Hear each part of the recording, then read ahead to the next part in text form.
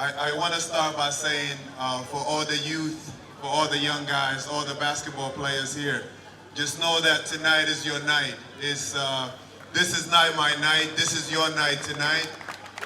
Coaches, this is your night for everything you guys have done, all the hard work that you guys have put together, and the energy that you guys give these young guys.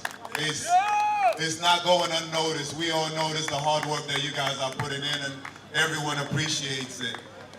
I want to thank everyone that showed up here today, ministers, all the representatives, the companies, the federation, everyone. I just want to say thank you guys so much for making the time. It's so good for the youth and everyone here to see everyone come out and show the love and the interest and know that you guys are behind them and want them to do well. So thank you guys so much for coming out. Now, there's a few things that I want to share from my heart, and this is coming from the bottom of my heart, and I'm always directing it to the youth. I feel like I have a connection with the youth, and I will keep fighting for the youth. So when it comes to the youth, I want you guys to understand something. We put this court here 4 years ago, but I want you guys to know in your mind, you deserve a lot more. You deserve a lot more than just a basketball court. Just know that you deserve a lot more. You guys, I'll keep saying this message. I think for a lot of people, and this message goes also for our government. This message goes also for our ministers and all the businessmen from South Sudan. Yes, we do have a lot of resources, but you guys must know that these resources belong to all of us and everybody here. And these resources that we talk about, especially these companies that are coming into South Sudan and are using our resource, our government, is time to start telling them, those percentage that you're taking gotta go back to the youth and to the nation and to the country. Our country and our people and our youth deserve, and they are gonna get a lot more. I keep saying this for South Sudan and the country. Just know that the youth are coming. We are coming, and we are gonna push for a better country no matter what, because we believe in each other and we know we're gonna be a better nation, and we have to keep pushing for it. I know everybody here has it in their heart, and we all want to see our country. We have so many athletes and we have so many people with potential. It's time for us to start putting them in the platform. And just like Minister said, this is a basketball court, but we want a football court, we want a volleyball court, we want a boxing ring. There's so many things that we want, because not every kid is playing basketball, and not every kid is going to play professionally basketball. But what they can do is they come here, they learn how to teamwork, they learn unity, and they get free education if they make it to that platform. So let's start thinking about how big of a platform this is for us to put together. For all the kids, the basketball players, know that I had a chance, I had an opportunity. I named this court Manute Bol Court because Manute Bol did something special for me, for my family, and for South Sudan. And for me to have the opportunity to be here today, standing on a court that's dedicated after him, I can't even tell you guys the joy and how much proud I am of that, because for me, every kid has to know who Manute Bol was. And the first court that I built had to go to Manute Bol, and we will always remember this court as the Manute Bol court because of how much he meant to us, to all of us. And for all the young boys and girls that are playing here tonight, I told you guys the other day when I spoke, I want you guys to dream. I want you guys to believe in yourself and dream. Push each other, make each other better. You have a court here that you can use. You have coaches that are dedicated to you guys. This here is your home court. Work as hard as you can, because the sky is the limit. And before you know it, you guys are going to be back home making a difference and pushing for the next generation after you guys. Just keep pushing, keep believing in yourself. And thank all you guys for coming out tonight. I know it's getting darker, but thank everyone for coming out. And let's keep pushing for a better South Sudan. Thank you, thank you. The event is just the basketball court. It's been 4 years, and we have a program now that's growing and is getting bigger. We are very proud of it. We know there's a lot of more work. The vision is to make it bigger. We are hoping, I don't know when, but we are hoping to hopefully create an academy. But it's something that we see the success that the kids are having from it. And it's something that is beautiful to share with everyone here. But we still believe that there's a lot of stuff we want to do, but credit to the coaches and these kids for just the unbelievable work that they've done in the last 4 years for this program to be where it is now. Why did you decide to start this initiative like in South Sudan? Because I'm from South Sudan.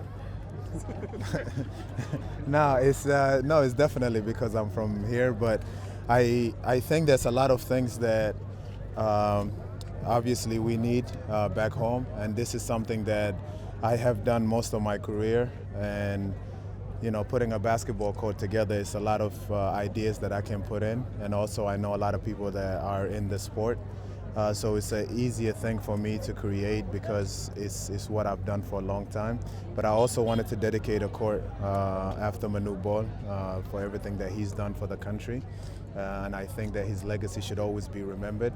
A lot of kids are growing up now and they don't know about him, but if he was from any other nation, he would be on TV most of the time and the kids would know him. So it's a court for the kids, obviously, but it's also an awareness to always remember his legacy.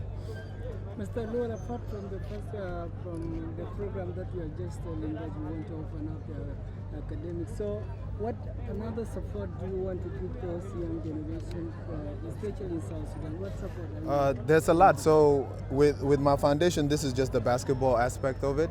We do a lot of other things. For example, we have 10 doctors that we send every year. We've been doing it for 5 years now. They perform surgeries all over South Sudan. We have the school that we helped build in Awil. A long time ago, I also did a school in Wow. But those are the things that the foundation focuses on. I work with a lot of different organizations in the past, but now the foundation is doing its own initiative. And there's a lot of things that we would like to touch on in the future, but it's definitely, we are looking for partners that are willing to, work with us and make a change in South Sudan and make a difference. I understand you did a lot of work with camps. So why are the camps important, especially 8 years into South Sudanese independence?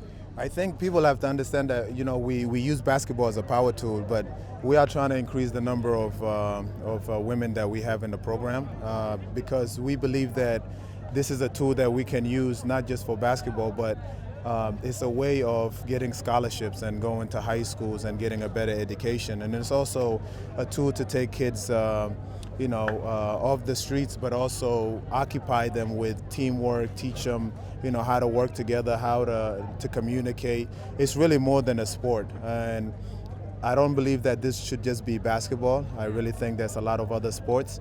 And hopefully in the future I could tackle those sports also, even though I didn't play them. But I believe that the interest should not just be basketball. Sports is something that we can really prosper in as a nation, something that will bring us together and something that we can excel in. And I think we need to shift our focus in, improving the facilities and what the kids need in order to become their best. So what message could you want to share with this young generation? I think for the youth, we have to start showing them that there's people that believe in them. I think the youth have to have hope in the generation that are coming up. I think we have to start influencing each other and standing together. I really believe that we have a strong nation and we are one of the youngest nations. As long as we empower each other and show that we are hungry for things. I think tonight just shows just how many kids we had playing, but how many kids were sitting on the side watching. Things like that inspire kids, and you never know if there's a kid out there who's sitting there who's motivated now and wants to be somebody. Those are the things that we got to start, doing together. One thing, we would just like you to maybe few highlights for us, the few challenges that you face in your programs. In the programs here, there are many challenges. I always tell people, I think be proud of what we've done. Don't always be down on what we haven't done. Show people what we have and let them know what we want. But there are a lot of challenges. We want more women. We want more girls to come and play. There are challenges there. There are challenges there because, you know, with our culture, we got to start communicating with each other, and that's why I keep passing the message. It's not just sports. It's not just sports. It's also, you know, free education, and they can get a scholarship. Hold on one second, Coach. Can you tell him to stop talking on the mic? Tell him to stop talking on the mic. So, do you have another court the foundation's built, or apart from this court? I did. This is the best court that we've done. In the past, I did few courts with UNICEF. We did a court in Kakuma. We did a court, I think, a court in Wow. But this is the one court that we did where actually we changed. You know, there's a lot of people who can just go somewhere and put something down, but it doesn't necessarily help or, you know, create any value beside that it just looks good in an area where, you know, people. I really believe in a program. When you do something, you have to follow through with it and spend time in it and kind of follow your vision, because if it's just about putting down courts, those courts would just be ruined, something will break, and you go back to square one. But right now, even if this court doesn't exist anymore, we have kids that have been given scholarships. We have kids that, you know, came together and they are friends now for life. And we have, you know, kids that are playing college basketball and have a chance to be pro athletes and free education. So even if this court doesn't exist tomorrow, it's done a lot of things already. And those are the things that we want to start pushing for, programs that actually last and make a difference. So, do you think that this initiative will move the country forward? Yes, it does in so many different ways. The country is big and we need to have bigger initiatives like this. But all these things that I just named, even just for the few hours that we had people here together, connecting and communicating and working together and playing sports. I think that's really important and necessary, and that will help the nation move forward. And also, I think there's a lot of things that we need, but we also need entertainment, and those are things that a lot of people come out here and sit here to watch because it's part of entertainment.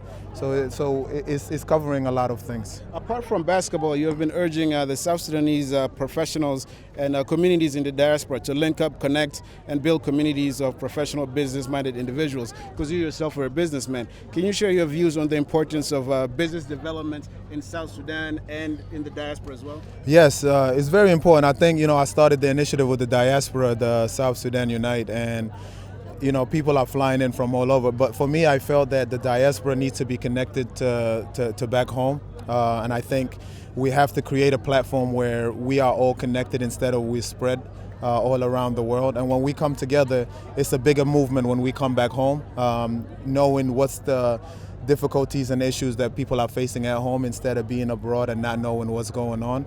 And coming back together, it's a strong movement to come with unity and knowing that everybody who is part of the South Sudan Unite, the initiative, has a positive mind and wants to see the better for the people. Okay, guys, thank you very much. He's got a meeting. He's got to take it. Okay. Sorry. Sorry. It's okay. Sheila. Yeah.